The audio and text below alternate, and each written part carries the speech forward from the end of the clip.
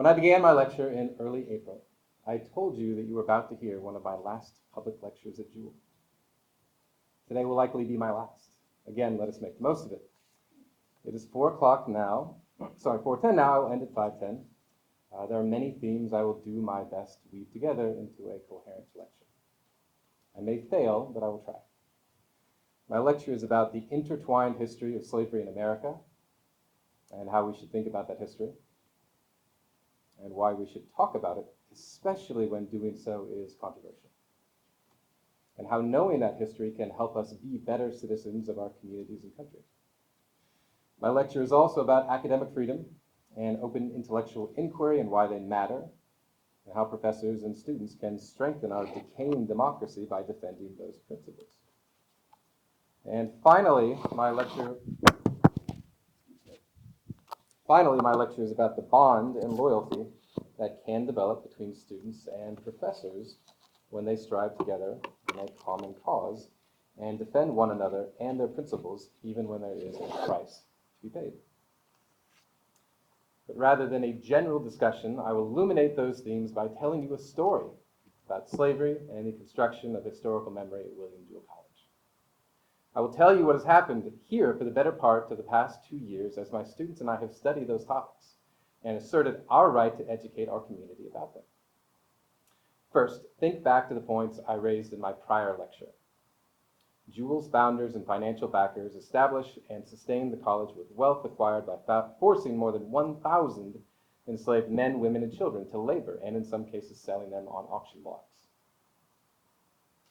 None of us here today are responsible for things done 170 years ago, but we are the beneficiaries of that exploitation.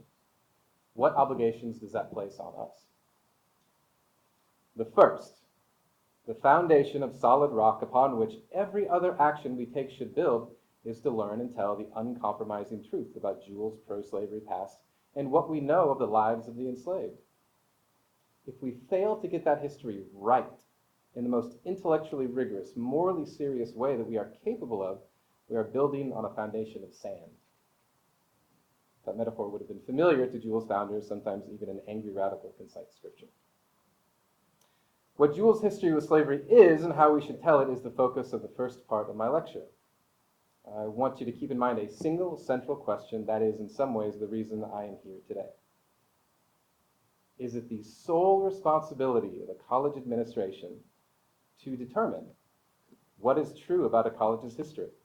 Or should students also have the right to have a historical narrative they have authored judged on its merits through open intellectual inquiry carried out by the entire college community, even when the student's narrative challenges the administration's account of the institution's history?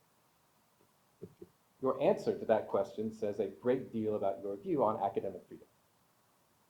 To help you answer, I will tell you a story about the disagreement between the Jewell administration on the one side of that question and the SMJP students and I on the other side.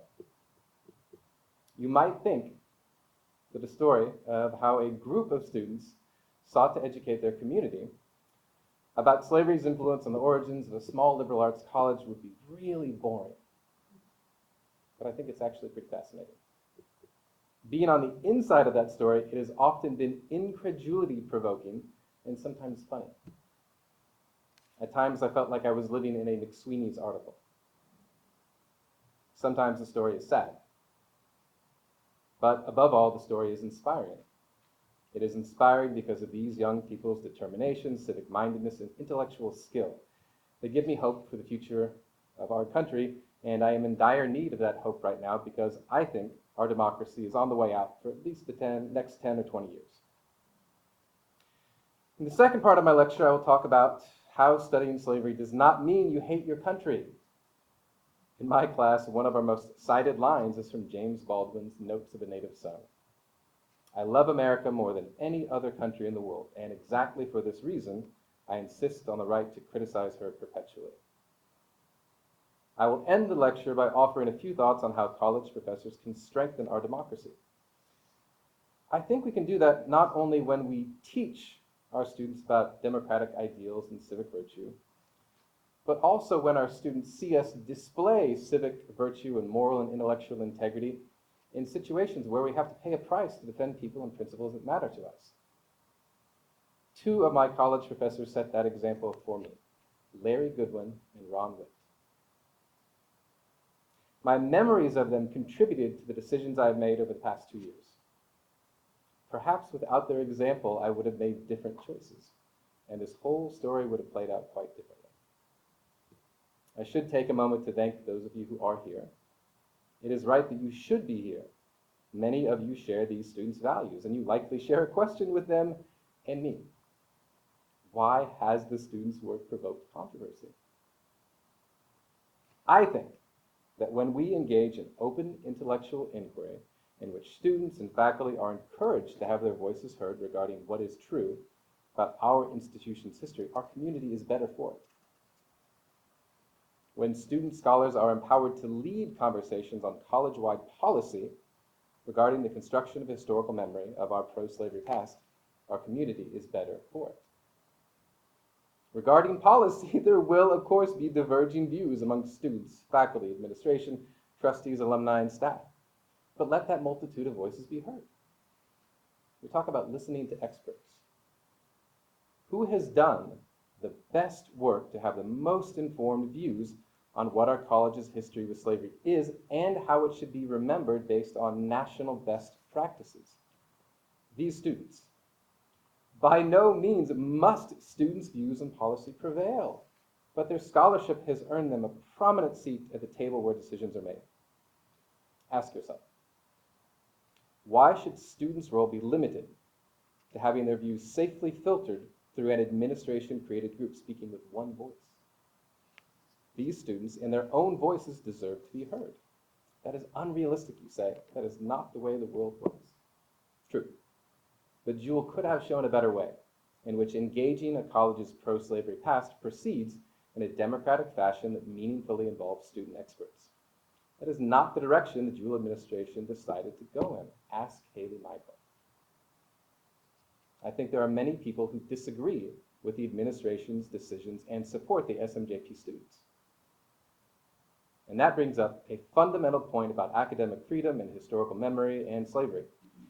Everyone should recognize that the authority to shape historical memory of a college's past is not ultimately defined by institutional power.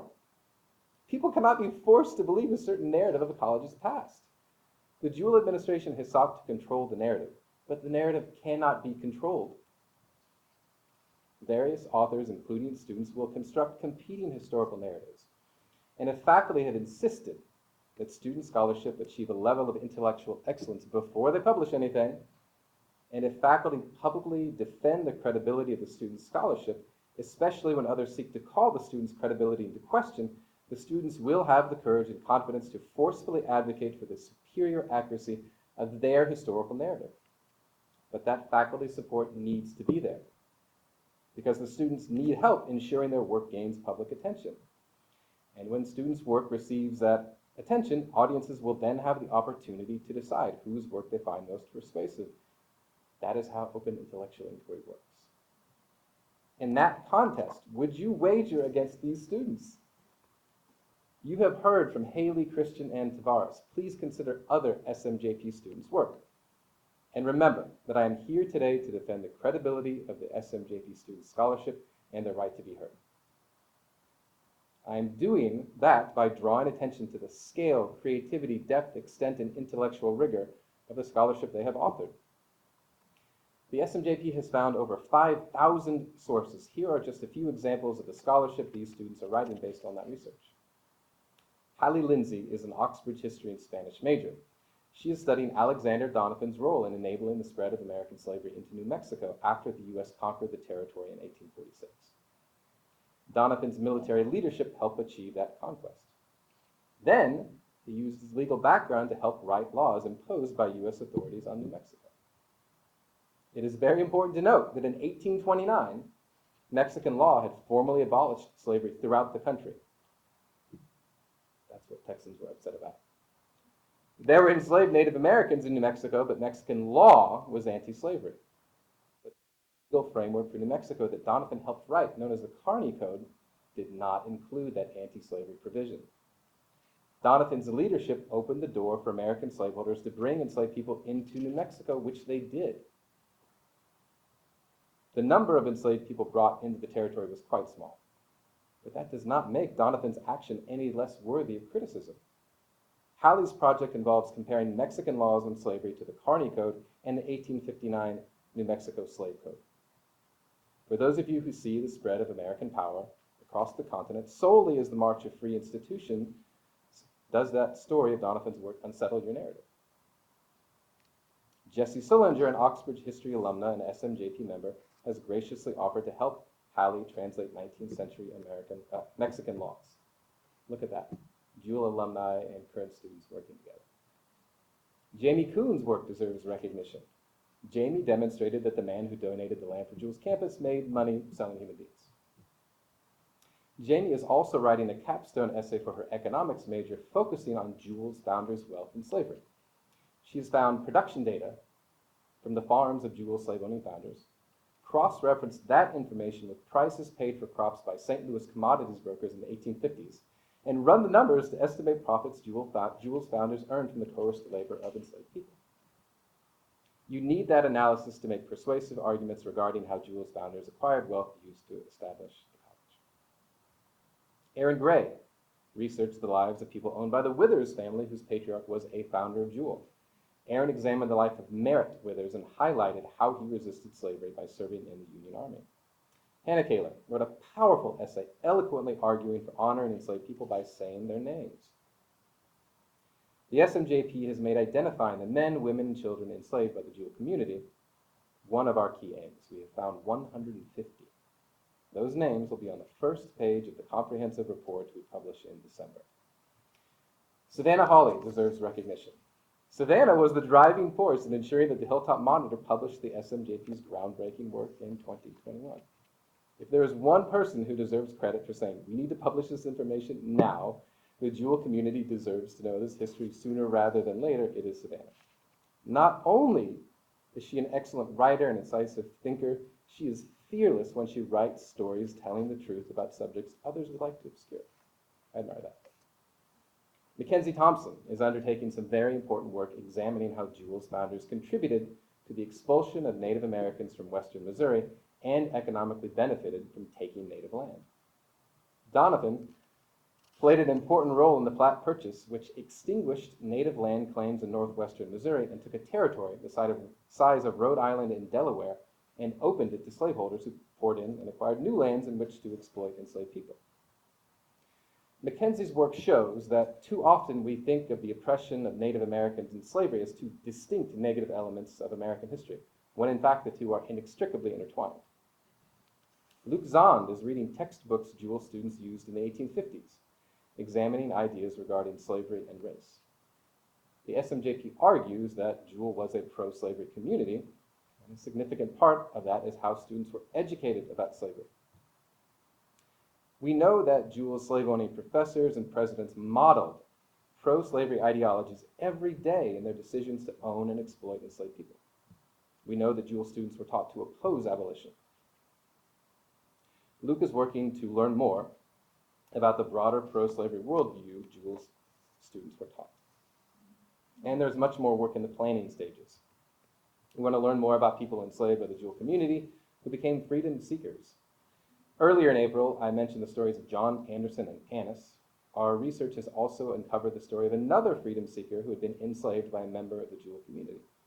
Robert Hickman had been held in bondage by the family of Jewel trustee David H. Hickman. Robert Hickman escaped Boone County in 1863. He led dozens of freedom seekers to Minnesota, where they established the first African-American church in the state, a Baptist congregation. We know about his life in Minnesota. It is an inspiring story. We hope to learn more about his life during enslavement so that we can better understand what he had to overcome to achieve freedom. Also, we talk about Jewel being an extended community forged by enduring bonds between students and alumni. I've listed alumni. I've listed current students. It's really powerful. Talk about other alumni. The powerful work of Jewel alum and SMJP member Dr. Stephen Harris has deeply influenced my view and the students' view regarding the RRC's slavery report. I encourage everyone here to read that critique. Jewel alumna and historian extraordinaire Michelle Cook continues to be the best researcher out of anyone involved in the project. Jewel alum Dylan Jones has done important work. Emeritus Professor of History Dr. Thomas Howell has contributed to the SMJP, including sharing his wisdom with me, which I could definitely use more of. Thomas, we miss you dearly at Jewel. If there are others here who would like to be involved in this work during the summer and fall, please reach out to the current SMJP members or me. Another reason I've gone on and on about the students' work is that I'm trying to communicate to you the intellectual energy that propels their work. You need to appreciate their dedication and determination to understand the next part of the story, in which you will learn how the divide between the SMJP and Jewel administration developed, and how that divide has become wrapped up in national debates over academic freedom and open intellectual inquiry regarding teaching the history of race and slavery.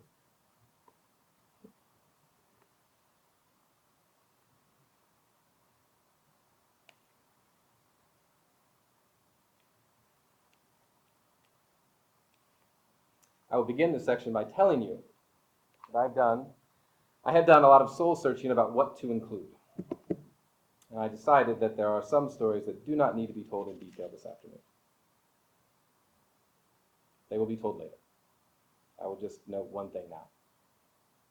In my conversations with the administration, things were said to me that should not have been said. Things that should never be said to any professor, but definitely not me. Not only because the principle of the free exchange of ideas and the pursuit of historical truth matter very much to me, but even more importantly because of my profound loyalty to my students.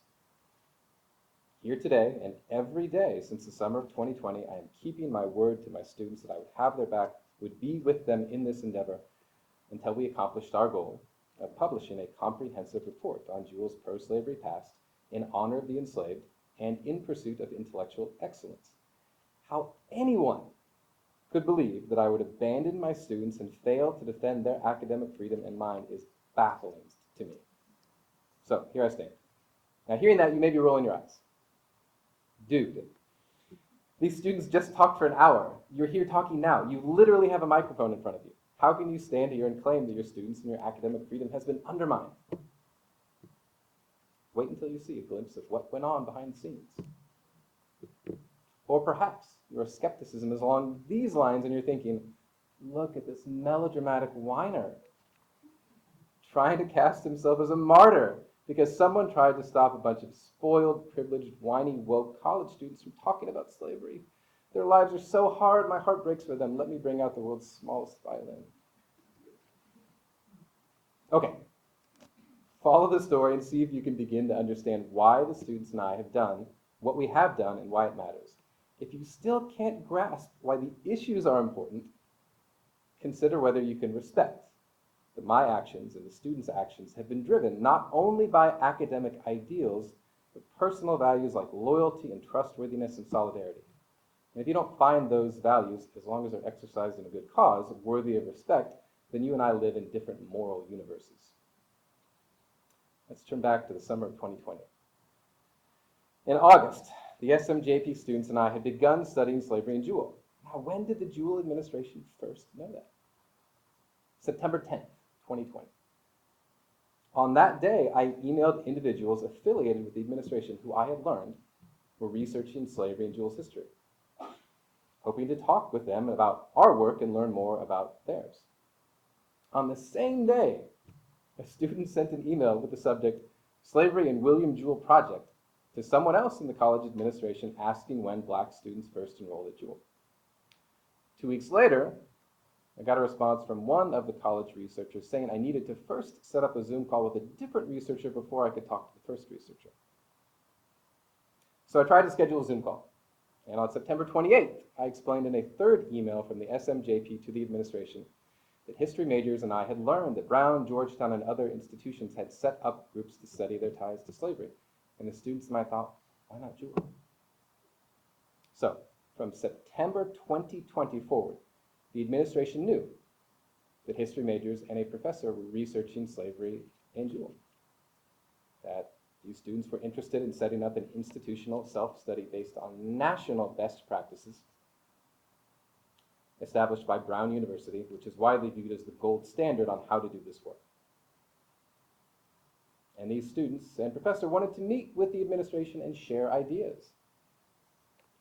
If the Jewell administration had been interested in bringing those students and me in, talking with us, setting up a scholarly investigation that would be conducted on the basis of national standards, aspiring to intellectual excellence, they could have brought us in at any point.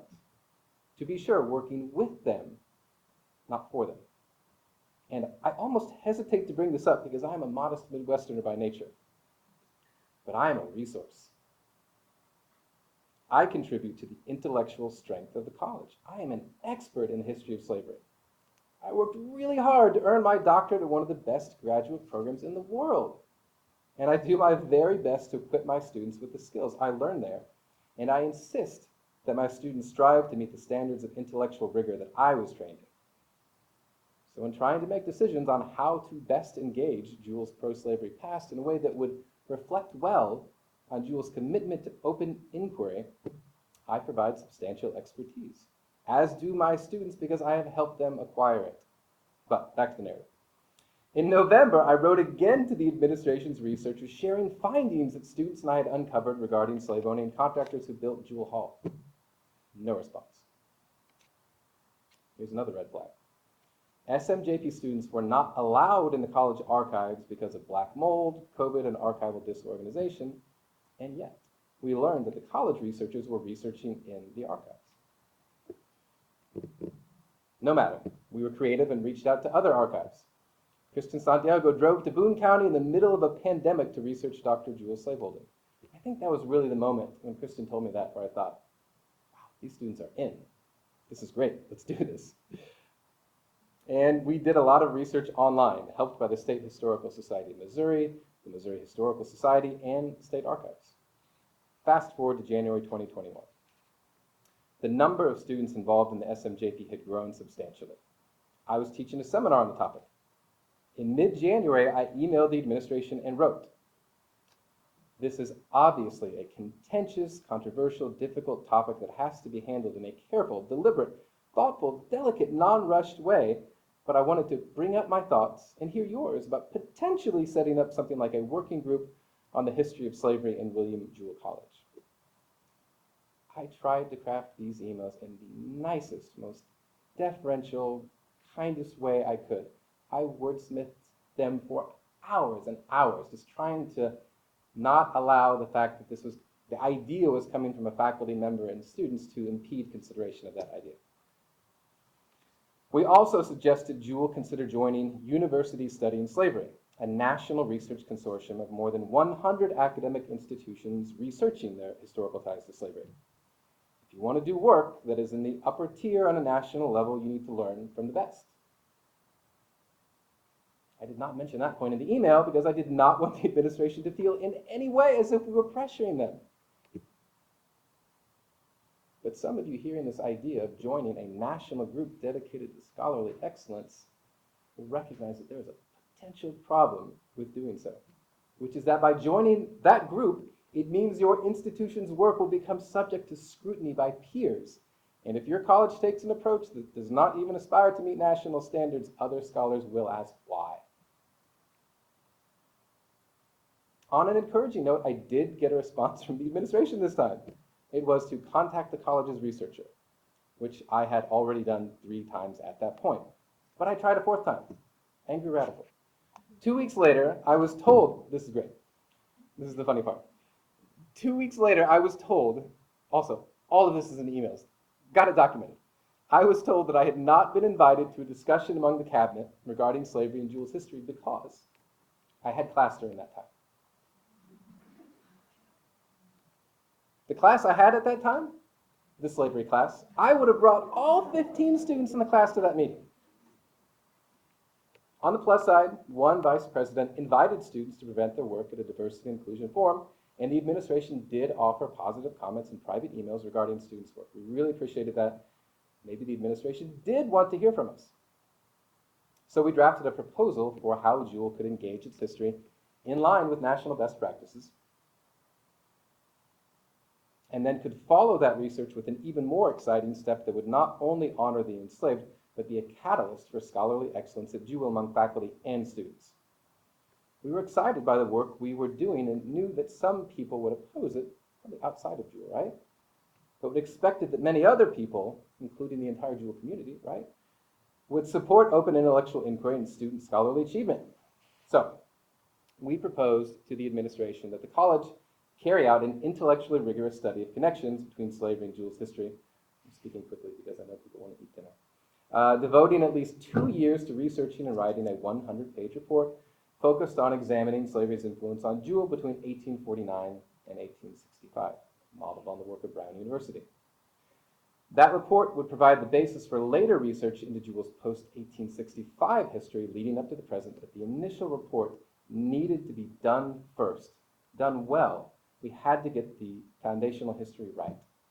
Essentially, we proposed to continue the work the students and I were already doing, but hoped the administration would provide us with official standing so it would make the college look good when our high-quality work was eventually published. It would have no bearing on the quality of our work. We just care about Jewel and wanted to get credit. We followed that by advocating for the creation of the William Jewell College Center for the study of slavery, abolition, and memory.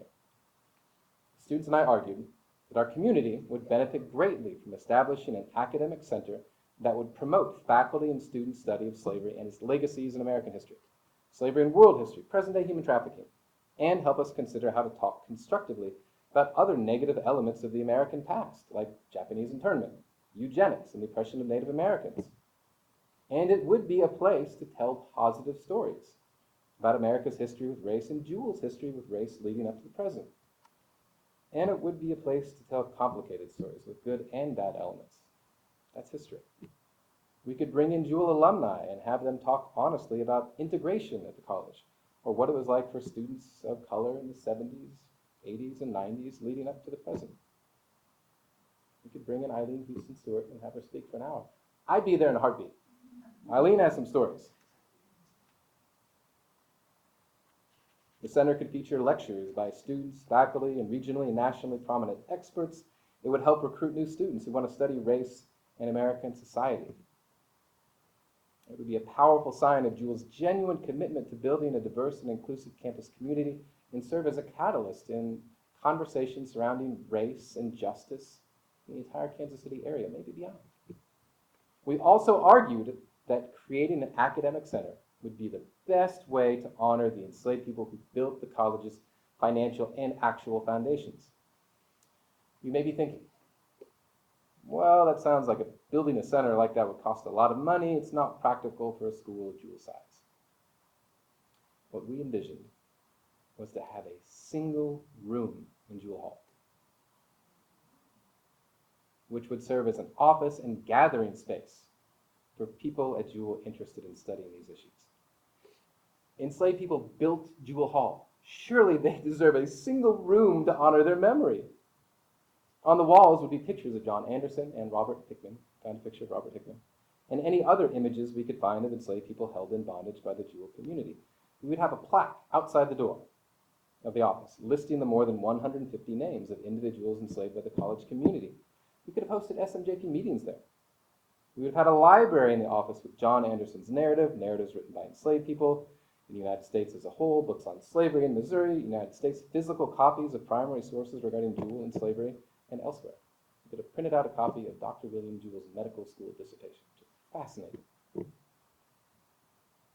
Do you know how much money this would have cost the administration to create? $0. I would have bought the plaque with my own money. I would have contributed from my modest salary some of whatever funding would have been required to buy books and other material. I offered. Let me explain something about me. I love to spend time with my family. As soon as I'm done with the day at Jewel, I go right home. My students can tell you that. I meet on Zoom, and I go right home. I want to spend time with my family.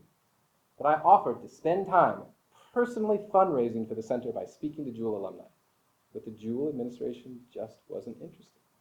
It was a nice idea, they said, but Jewel wasn't ready. This kind of work needed to happen organically. And it could be potentially considered at a later date. Folks, you've heard these students. What could be more organic and grassroots than the work the SMJP is doing? I do not know how that it could be more organic. We were disappointed. But that's all right. We can propose policy, but the administration has the power to make it. We get it.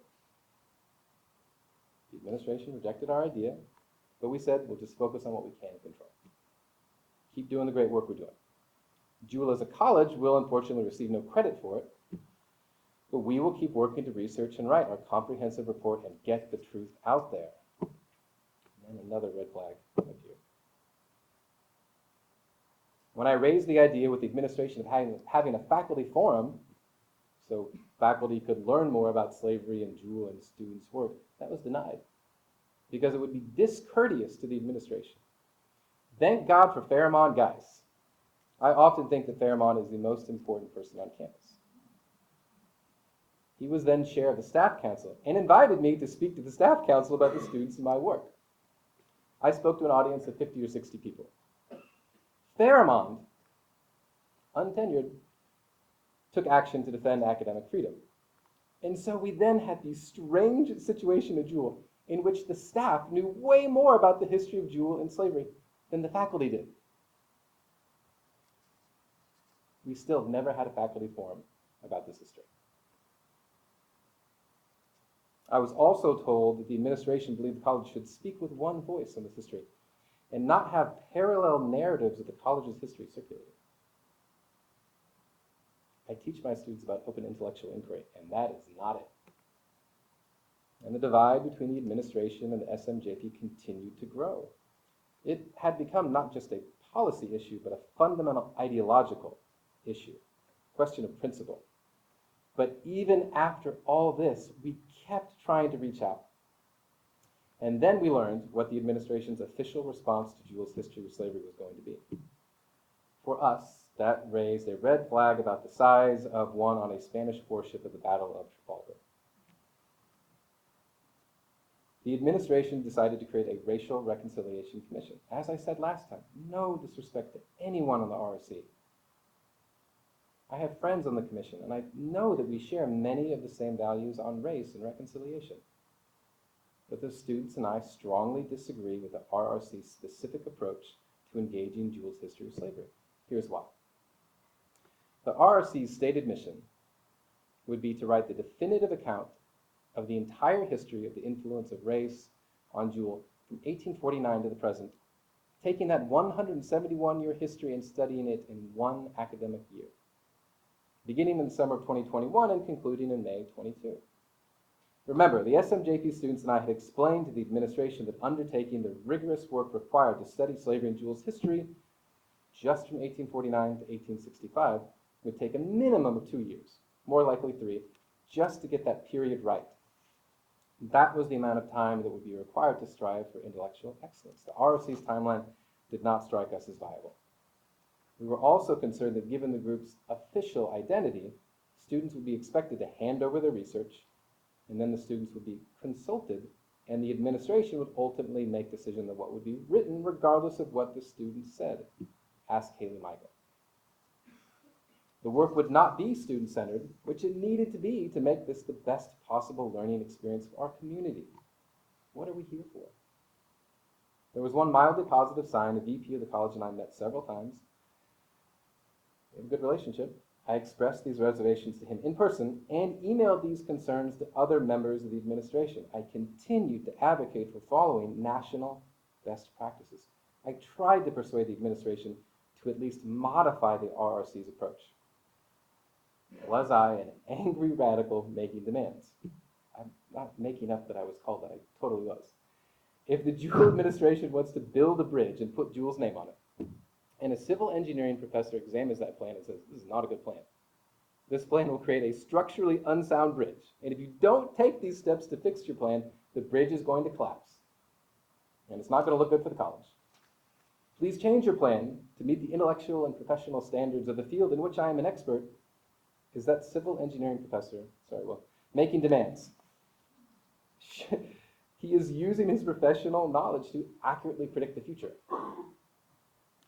Because the students and I could see the problem that was coming down the line. The SMJP students would go forward with publishing their work. Nothing would stop them. I wouldn't let it. They would offer for the consideration of the Jewel community an intellectually rigorous, morally serious narrative of Jewel's slaveholding past. I was going to publish and lecture on my research as well, and I was going to defend the students' right to participate in open intellectual inquiry. And here was the problem.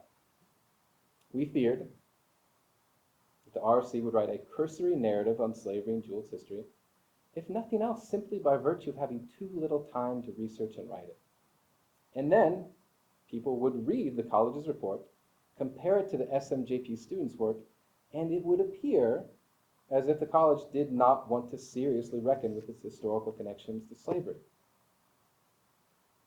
I predicted to the administration that this could potentially represent the biggest public relations challenge since the break with the Missouri Baptist Convention in 2003. I hoped it would not, and that instead the administration would embrace the work and ideas the students and I had presented to them based on national standards of excellence. And on a personal level, given what I saw as the ROC's flawed approach, I told the administration I declined to serve. I said I supported the ROC's belief that reconciliation was important, but I did not agree with its approach to studying this history. My advice to the students was to make their own choice about potentially being involved with the ROC, but I could not. If nothing else, my commitment to the ideals of my profession would have led me to that decision. This was in late March, early April of 21. And in my communications to the administration pointing out problems with the ROC's approach, I noted that my right to talk about this history in college policy was most definitely a question of academic freedom. There was going to be no speaking with one voice on this issue. The students' voices and my voice would be heard as loudly as we could make them, and we're pretty loud. I cited in an email the AAUP definition of academic freedom and said, I believe in this. So by early April 21, all our efforts, our many, many efforts dating back to September 2020 to reach out to the administration, to try to get them to empower the students and listen to the students and me when we explained what national best practices would require to study Jewel's pro-slavery past. Well, in the end, all our efforts to cooperate with college and shape their approach failed. We had no influence on college policy or the mission and format of the ROC. But, again, we would focus on controlling what we could control. The SMJP and the ROC would go their separate ways, do their work as they saw fit, publish their work when they were ready. People could decide whose work they found more rigorous and persuasive. Then, in mid-April, the administration put out a public relations video and statement announcing the creation of the ROC. And I was stunned to find my name mentioned in it, as well as a reference to the work of the students I was working with. My name was mentioned without my consent. Remember, I had declined to serve, so that was upsetting. I had just been associated very publicly with something I did not believe in and did not want to be connected to.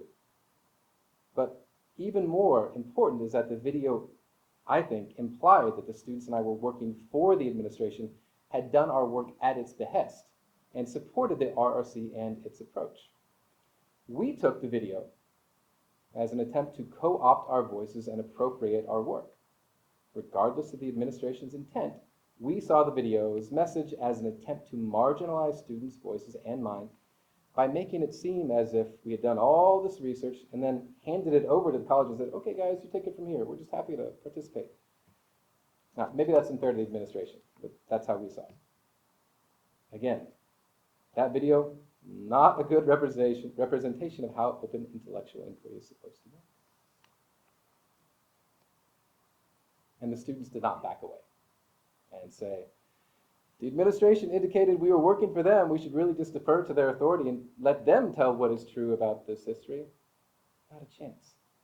The students went forward. In spring 21, they published 4 excellent articles in the Hilltop Monitor, basically exploding the college's traditionally whitewashed narrative of its slaveholding past. If you go to Google and search for Slavery Williamsville College, that's the first stuff that comes up.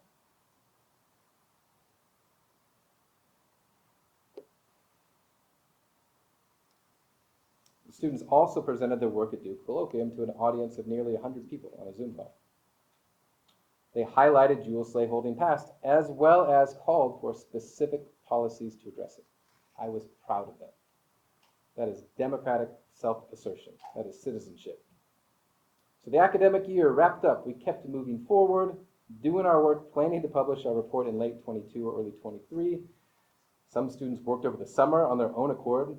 Professors, have you ever had a student do that for no credit? But two odd things happened over the summer. I learned that a local reporter had contacted the Jewel administration, seeking to interview me and learn more about the SMJP students' work. And the administration told the reporter that I was not available. The administration did, however, encourage the reporter to interview the Racial Reconciliation Commission. I was available. I was on sabbatical, which meant I had even more time to talk about this research.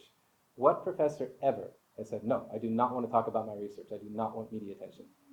A request got kicked to the ROC, and I interpreted the email from the archives I received as saying it would be greatly appreciated by the ROC if I were to hand over any research findings I gathered from the archives to the ROC.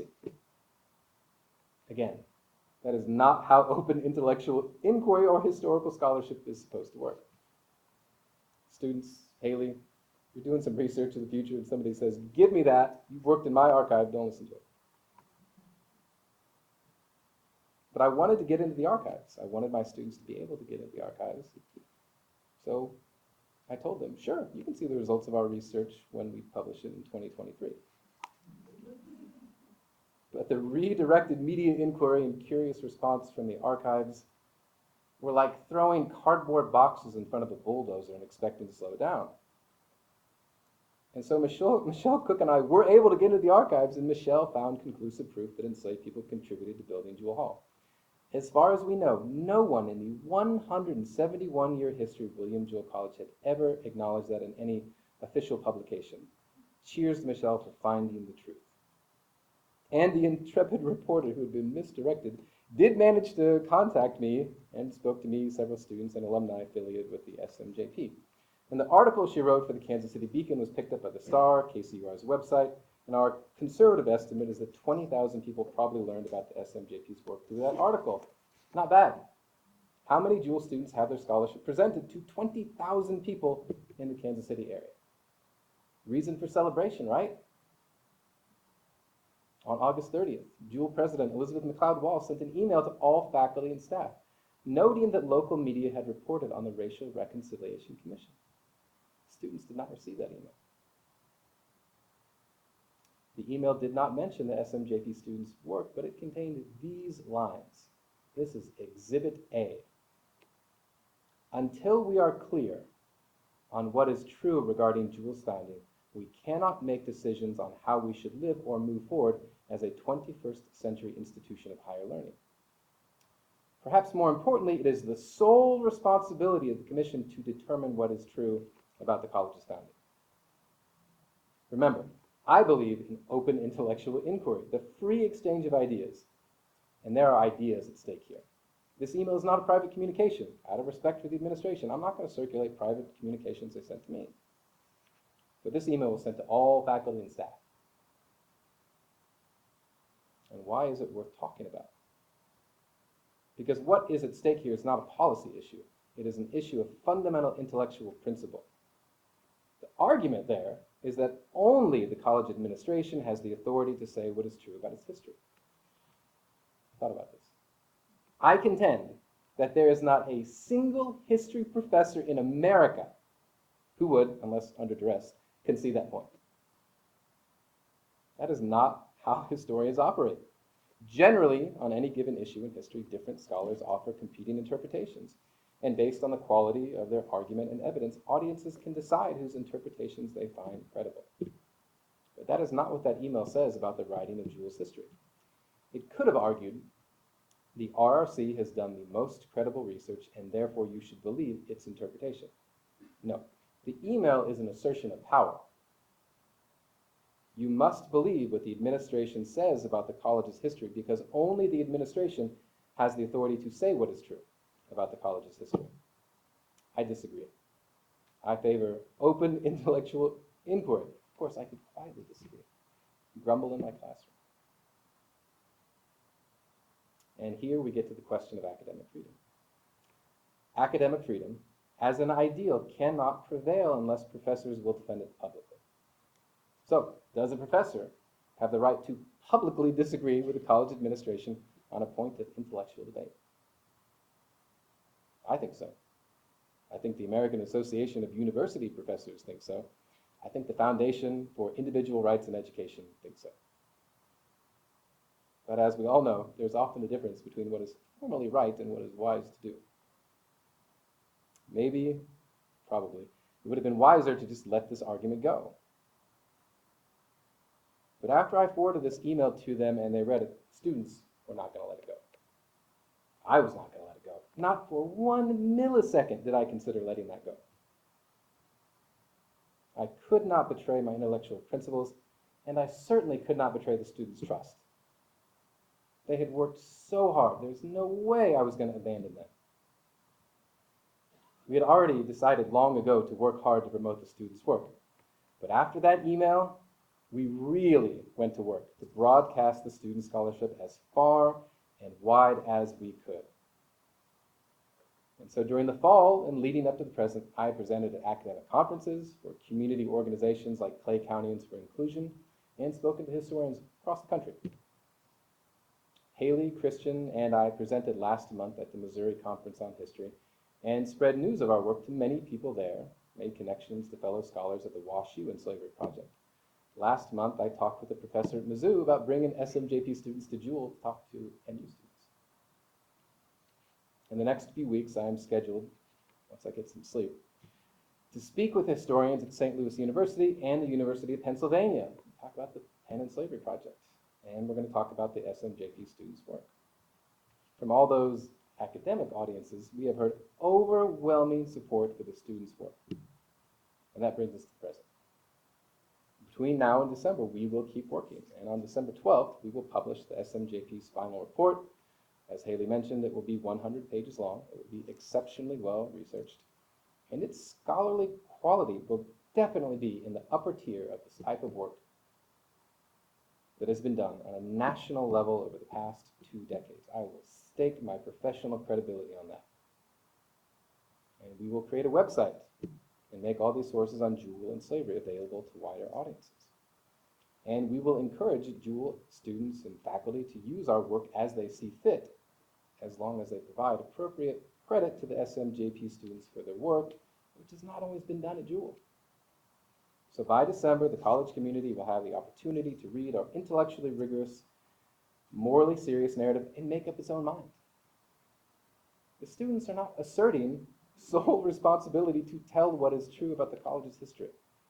We encourage you to read the RSC's narrative, read ours, and make up your mind. That is how open intellectual inquiry, enabled by academic freedom, is supposed to work. Please take a moment and envision an alternate history beginning in early 2021. Imagine the students and I had listened to the administration, stopped our work in deference to theirs, or continued doing a bit of work but handing it over to the administration so the college could speak with one voice about it. What would have happened if the students had backed down and I had backed down? Think about the learning I have described to you. Imagine all the learning that would have been lost, that never would have happened, that never would have been known by our community.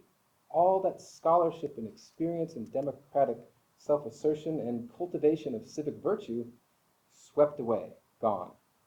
What a loss that would have been to the students in our community and to the memory of the enslaved. I am glad we made the students, I'm glad the students and I made the choices we made in this timeline. I am convinced that we made the right choice to pursue intellectual excellence and historical truth and defend academic freedom and open inquiry, and insisting that students be at the center of that work. I hope you all here today agree that we made the right choices. It would say good things about you and your values, but it is enough for me that my students agree. 10 minutes. So that is the story centered on Jewell. What does this all have to do with national debates and themes I mentioned at the beginning of my lecture? Let's consider these questions. How should we study the history of American slavery? like the SMJP students have done. Gather massive amounts of data, find many powerful stories, and author intellectually rigorous, morally serious historical narratives. Recognize that researching slavery's influence on a community level can be helpful in persuading fair-minded skeptics to reconsider their view that slavery is irrelevant in American life. Perhaps if you can show that it mattered here, in the history of the community of which these skeptics are a part, they will be more likely to acknowledge slavery's impact on our national history. By using the particular to show the nearly universal, we may make converts to the cause of equipping Americans with an accurate understanding of slavery's role in American history. How should we talk about the history of American slavery? Like the SMJP students have done. With honesty, a commitment to telling the uncompromising truth, telling that truth without fear or favor, no matter whose positive reputation is called into question. And talking about it with sophistication and nuance that welcomes people into discussions rather than shuts them out as racist if they don't immediately agree with our interpretation. Why should we talk about the history of American slavery? Why should we not? We talk all the time, justifiably, about the founding fathers and major themes and events in a democracy dating all the way back to 1776. Few people have told me lately, the American Revolution or the creation of the American Republic ended a long time ago, move on, get over it. If we see ourselves as connected to the past, and we are, we don't get to pick and choose and say only positive things from our history are connected to us.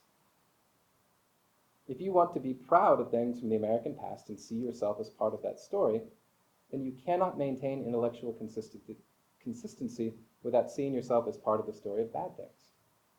You do not deserve personal criticism for those bad things any more than you deserve credit for victory in the American Revolution, but you are connected. There are so many other reasons to study slavery, so that we, especially our young people, can understand the world they live in today. If you study slavery and its legacies, you can follow a through line in American history all the way up to the present. Look at how ideas and institutions developed to defend slavery have changed their form over time, but are in some way still with us. The argument slavery was a long time ago, get over it, has nothing to do with American life today, you America-hating commie, is ultimately a historical argument. To make that argument in an intellectually credible way, you would need to have a deep understanding of American history and the history of slavery to prove that slavery does not matter in the present. It does matter. I am not saying that nothing has changed in American life since 1865. I think the 1619 Project, for example, has done valuable work, but it is too reductive in parts. It does not do well accounting for progress in American life in matters of race since 1865. Then again, there is so much celebratory writing on progress on race in American life that the 1619 corrective is very much needed. But instead of only reading the 1619 Project, or whatever the equivalent is from the conservative side, do me a favor. Read David Blythe's recent biography of Frederick Douglass, and read Douglass's 3 autobiographies. Douglass is the historical figure whose writing I read the most of. He was a key figure in my dissertation. If every American read those works, I think that that would do more for American civic education and maybe do more to promote civic virtue than reading any other single works of American history.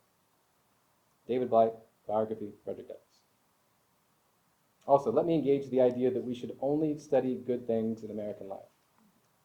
I had PowerPoint slides earlier that had criticism of the United States from Ulysses S. Grant, Eisenhower criticizing the use of the bomb, and Reagan talking honestly about Japanese internment. I was going to say, okay, who said this? And then you guys were going to be surprised that it was Reagan, Ulysses S. Grant, and Eisenhower. I got to move on. So let me engage the idea that we should only study good things in American life, and that if we talk about race, we should talk about the civil rights movement and an uplifting narrative of progress. Okay, imagine you're reading a novel. And the novel just jumps in, showing all the great things the protagonist does. But there's no character development. There's no sense of change over time. There's no sense of what the character had to endure or overcome to achieve those things. If you do not understand slavery and Jim Crow and redlining, you cannot possibly appreciate the achievements of the civil rights movement and its failures as well. You have to understand the bad in order to appreciate the good and what remains of the bad. Why do I want my students at Jewel to learn about slavery? So I teach CTI courses, teach students from all over the college. And I think it is a good question, like why should a civil engineering major study slavery? And I have a lot of answers for that. I say, look, when I have students who are engineers going out in the world and maybe they're working on a World Cup stadium and there are tons of forced laborers dying during the construction, maybe that civil engineer should say, what is going on here? Maybe we should put a stop to this, or I will stop working on this project until people stop dying. I teach nurses. Do you all really think that race has nothing to do with public health in America?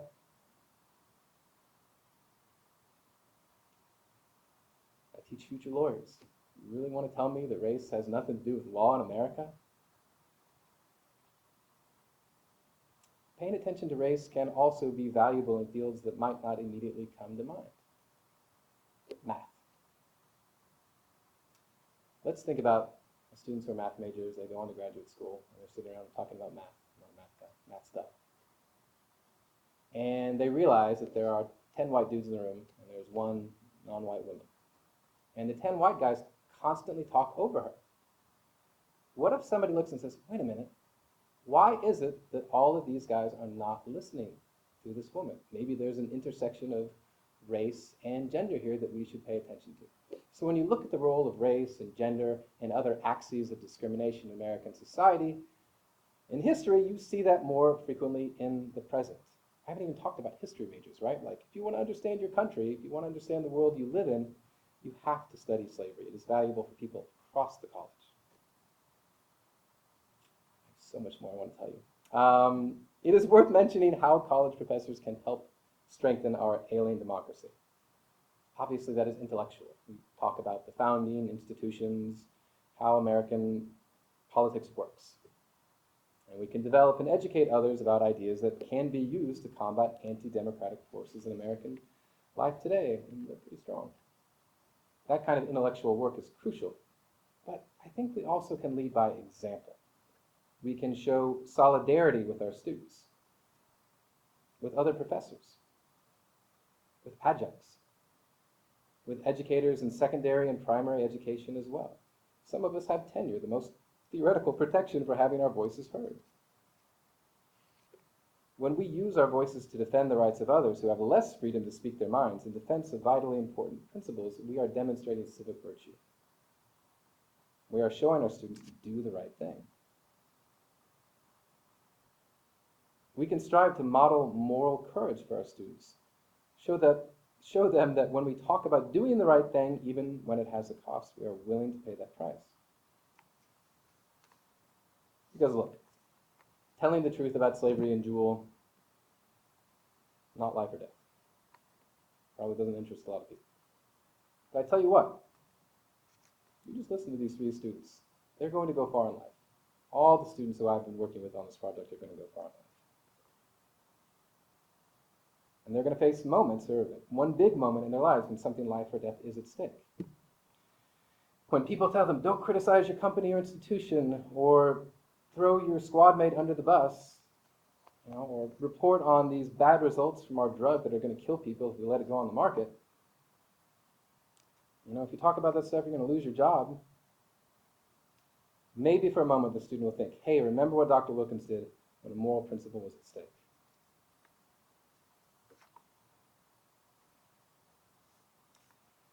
And maybe while thinking of that example, the student will be slightly more likely to do the right thing. Maybe not, but I've done my best to model the kind of behavior I hope my students will display as they go out into the world, because they have already shown that kind of admirable character at Jewel. I expect they will continue to do so going forward. If ever my students ask me why I burned my academic career to the ground, I will tell them this: I did it for intellectual principle, I did it for moral integrity, but most of all, my students, I did it for you. Thank you all for being here.